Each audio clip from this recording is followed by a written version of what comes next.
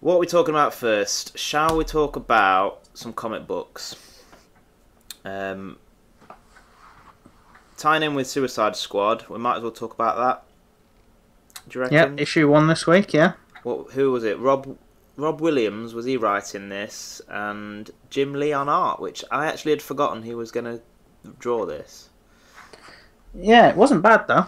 No, it wasn't, but I forgot all the way through reading it that Jim Lee was drawing it, and then when I checked the credits, realised it was Jim Lee. So it was all right, but it wasn't necessarily up to what I expect of him in terms of kind of detailed pencils.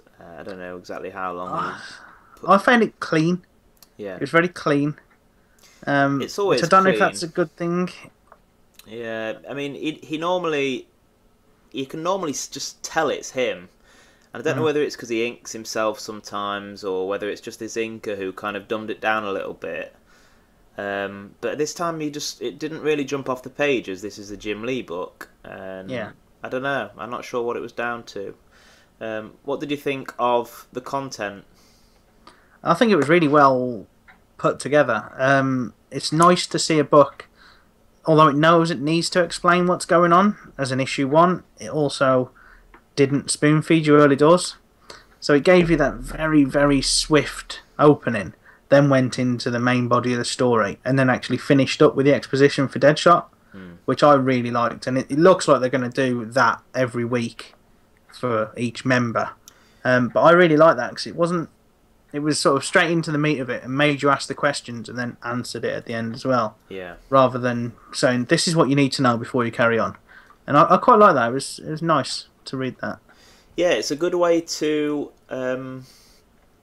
when you're putting a book out twice a month, you need to come up with some sort of strategy as to how you're actually going to meet that demand, and you can either swap between different artists, or you can have one arc on one artist, then one arc on another. And Wonder Woman's doing it one way, and I think this is a twice monthly book. If not, it might just be that because they're trying to use Jim Lee, they're reducing his page count in favour of having a backup story or what. But it isn't.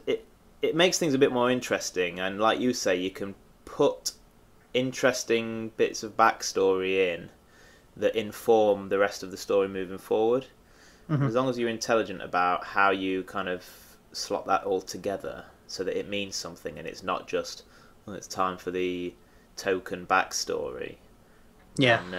then it makes a lot of sense, especially with a book like this, because you're dealing with a lot of sort of B-list characters, villains that people might not know much about, and it's a good way to kind of um, sort of flesh it out a little bit. What? It was. Go on. Sorry, go on. No, you're right. It was. Yeah. I mean, the storyline. The storyline is an issue 1, and because they had the introduction at the start and the backstory at the end, there wasn't actually that much.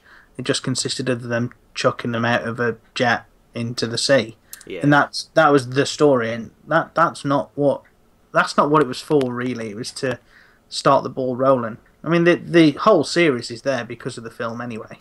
That's the only yeah, reason it's been reintroduced. But it's a good way as well for if people are coming out of the film thinking I want to read about these characters. It's a good way to see the other side of the coin as well. yeah, The fact that June's she's got a different background as well. Straight out the doors, it's a good way to highlight the differences between the cinematic universe and the comic book universe.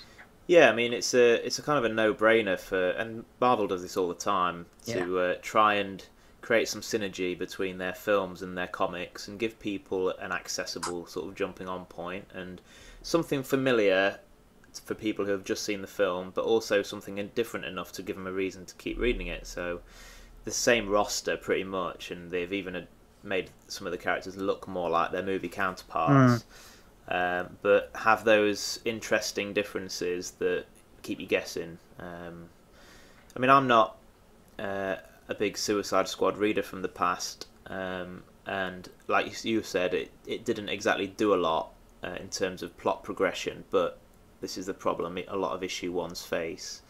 Hmm. But it was interesting enough. It was quite well put together, um, and I don't have much familiarity with Rob Williams, so I didn't really know what to expect. But it was all right. Yeah. did the job. Yeah, be worth seeing where it goes in future. Mm. What else did we read?